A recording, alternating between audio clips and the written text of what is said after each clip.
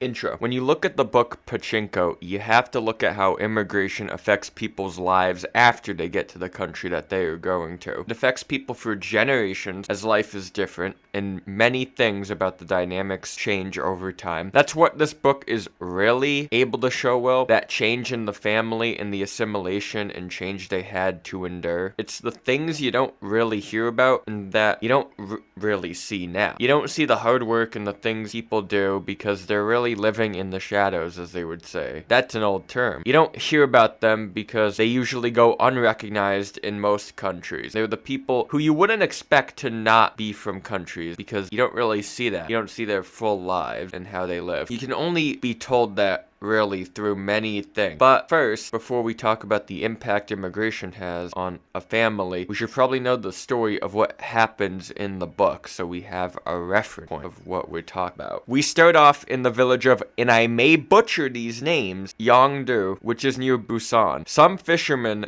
have some lodgers in there, but also are trying to start a family. This is in the 1880s, so it's a lot harder to do that. But later, they have a child, Huni, who has a cleft lip and club feet. This makes him not able to be married because of that. But he does have a blind marriage set up, basically, and marries Yang Jin. They get the fisherman's house, and they also have a daughter named Sunja. Huni dies when Sunja is 13, and so Yang Jin has to raise her. Later on, Sunja is approached by Hansu, who likes her. She's like, nah, buddy, until she gets defended by him from some thugs trying to sexually assault her. Which in turn, after a little bit, leads to him doing kinda that to her for being for really, he does that to her, using her for intimate moment. We can put that. Later on, she gets pregnant by that. But Hansu says he's married in Japan, so he can't marry Sunja. This makes her end their relationship, but Sunja needs somebody to basically wife her up because she's pregnant. So Isaac, a minister, does that. They go to Osaka to stay with Isaac's siblings and siblings-in-law, Yoseb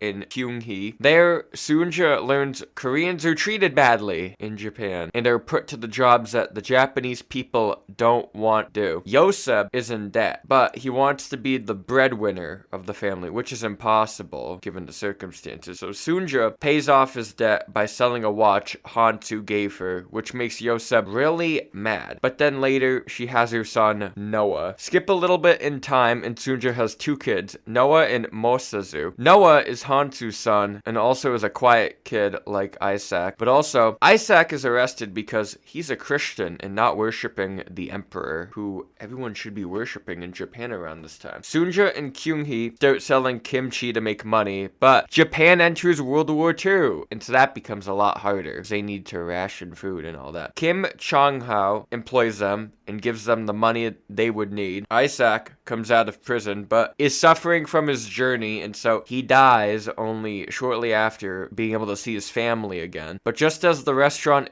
is about to close, Hansu says that Sunja, that her family can live on the farm during World War II, and that Yoseb can work in a factory in Nagasaki. So that's what happened, but also Sunja gets to see Yang Jin again because he's now in Japan. But Yoseb isn't really good after the bombing, if we're being completely honest. That does something to you. But Noah and Mosuza continue their studies, and they get help from Hansu for things like college and whatnot, basically their education. They want to go to North Korea. But let's be honest, guys. Let's be honest. That's not the best idea ever. Noah gets to go to Waseda University, and Hansu pays for his tuition, though he acts like it is generous money. Then Mosazu works for Goro in the Pachinko business. Mosuzu falls in love with Yumi, who is a person who makes his suits. That's all. She just makes his suit for his fancy thing. They marry and have a kid named Solomon. The book, that one, the Christian one. But then Yumi dies in a car accident later, which leaves Mosuzu alone with his son. Noah then learns that Hansu is his father and is from the Yakuza, which makes him feel very ashamed of his bloodline and also very ashamed to take that money. And so, because he was kind of hidden from that knowledge, he leaves his family behind. Noah then moves to Nagano and finds a new life by pretending he is Japanese and marrying a Japanese woman and having 4 kids with her. Hansu and Sunja track him down after, get this, 16 years. That's a long time. But Hansu says to Sunja, don't go to Noah immediately. And she does just that. She didn't listen. So then he says he will call her afterwards, but then instead he kills himself, which is kind of sad to see. Because if she listened, this probably wouldn't have happened. Mosazu has become wealthy and started dating Etsuko, who has a teenage daughter named Hannah, no H at the end. Hannah stays with Etsuko because she's pregnant but gets an abortion. She also exploits Solomon into a sexual relationship for money so that she can run away to Tokyo. Just as you do. Fast forward, Solomon gets a call from a drunk Hannah saying her feelings and whatnot, blah blah blah. He tells Etsuko and Masazu about her, though it doesn't go anywhere. But Etsuko finds Hannah as a sex worker, which is insane, but you can kind of see it if you read the book. Solomon then takes up a job at a British bank and has to get a woman to sell her house for a golf course. That doesn't work, so he calls in Goro for the job and it gets settled, but the woman dies. The woman dies of natural causes afterward. Because of that, Solomon gets fired because it has to be some Yakuza work. It just has to be. Like, people don't die naturally. Whoa. Like, come on, man. These people really just were like, oh, it's gotta be Yakuza work, even though this lady's like decrepit. Really? No, but it just has to be. Later, Solomon's girlfriend, Phoebe, leaves him, but he's now a new man, so he doesn't care. Solomon does not care anymore. He went on that grind set. He also gets closure with Hannah, who is dying of AIDS in a hospital. Sunja goes to Isaac's grave to think, but she learns Noah used to visit and go to the grave every single month before he died. This makes Sunja happy, and she leaves a picture of Noah near Isaac's grave. And then the book closes. The book is done. So the story is over.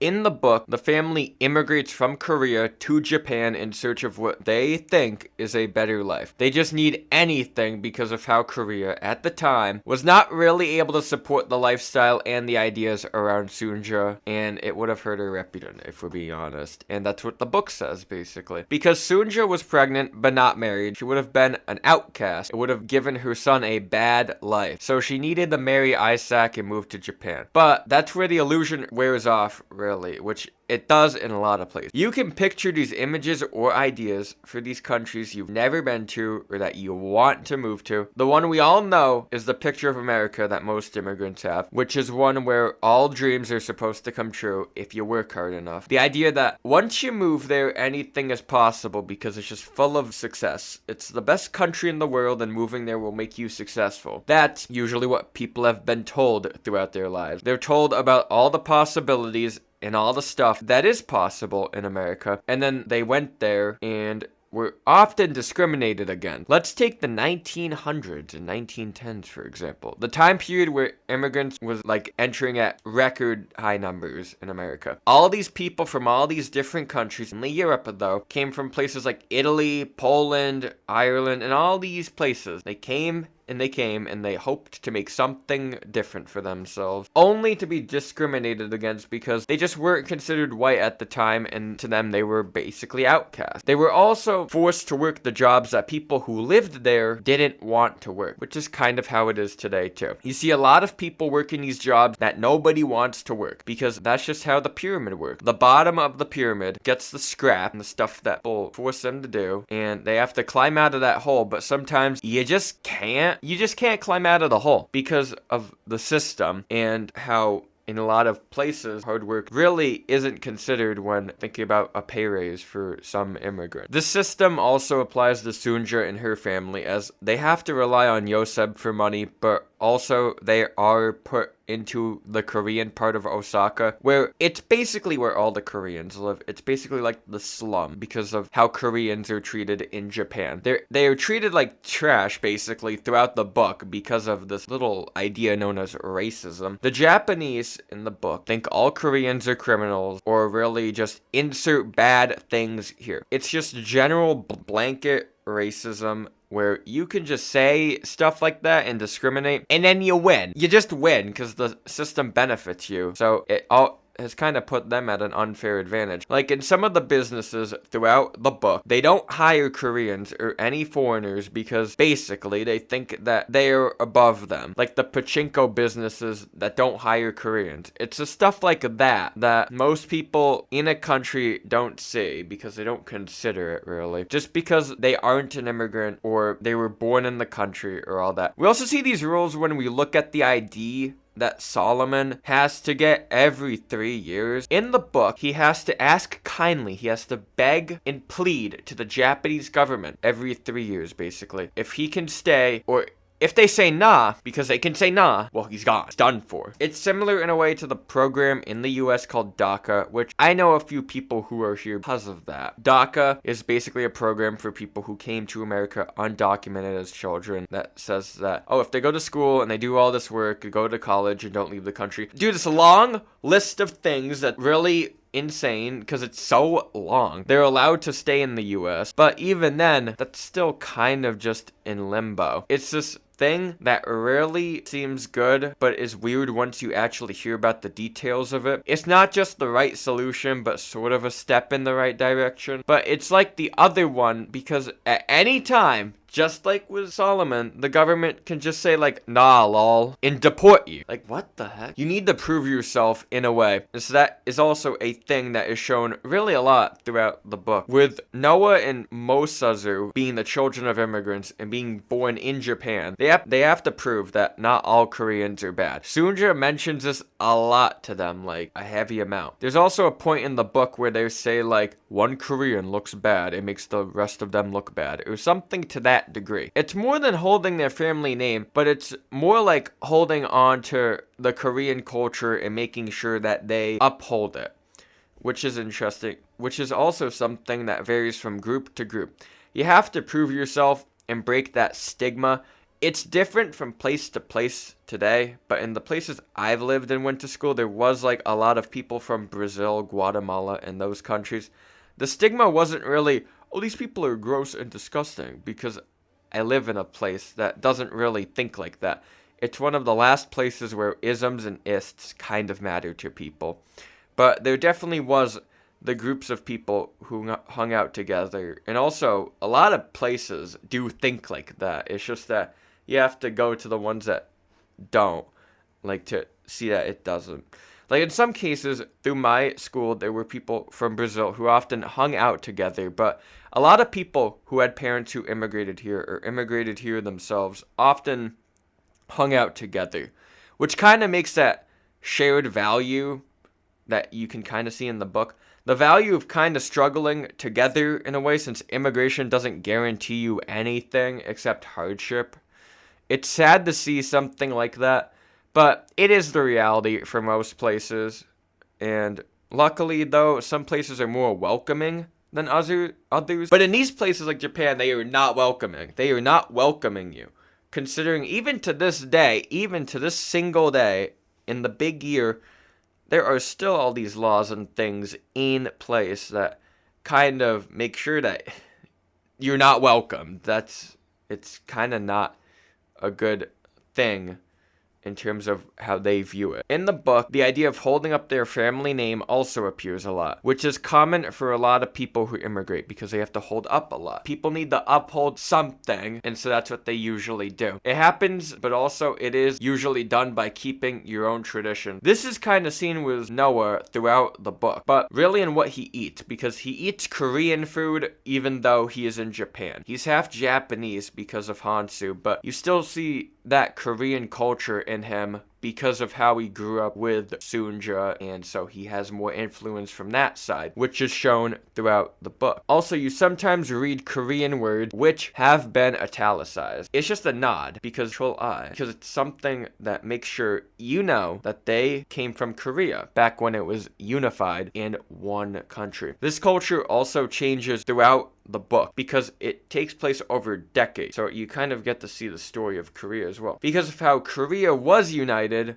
but under control in the start of the book. And at the end of the book, and ever since the 1950s, it has been divided and hasn't really healed since because of how dangerous it is for people from the northern side to try to leave and all that. You basically know the idea around it. So usually some people are also like where they have to leave their country, not because they want to, but because it is not safe for them to live there. Look at places like Venezuela or any of the main countries refugees come from, for example. You can see they cannot stay there for like that long. It's not safe to. Usually with those countries, which is really what Sunja and her family are like in a way, they keep their culture because it was a sudden thing. She didn't want to leave, but she had to do it for Noah. So she left on a whim and then was kind of brought into dangers later when she was there. That's what growing up in a country around this time period does to somebody, because this was when Japan was a big colonial power and kind of like a colonizer. And as they fell and all that stuff, so they witnessed the fall of Japan and all that. But overall, Japan is also what made Noah and Mosazu and Sunja's family, which shows that they assimilated to it in a way, and they kind of did the whole tale that you usually hear about with immigrants today in a lot of countries, where they were able to do all these things, but they faced hardship and all that. Overall, Pachinko is a book that shows the reality of immigration and moving on through life, but in a way that's really unique because you get to see all the generations of it and the history of it as well. Pachinko is a game of chance, and the book uses that as a comparison to life, with how people take chances and all that. People take these chances thinking they're gonna be the one to win or the one to end up on top. Those aren't things you can tell, but maybe you will, but who knows? Everyone's life is different. Just remember the little guy or whatever they say. But that chance is something that they say a lot, and the book talks about that pretty well. But the book was pretty good, even for a random Barnes & Noble pickup book that I found. I would recommend it to anyone who really likes reading, because it's just a good read. It is a bit long though. It's like 500 pages, I think. 92% of people enjoyed reading the book, including on the back. It says Obama enjoyed reading it. So you know it's gotta be good. That's a former POTUS. I would personally give the book an 8.8 out of 10, but that's just me. You can read it for yourself if you want, and if you have any thoughts, you can comment them down below. But that's about it. Please like and subscribe. Pretty please.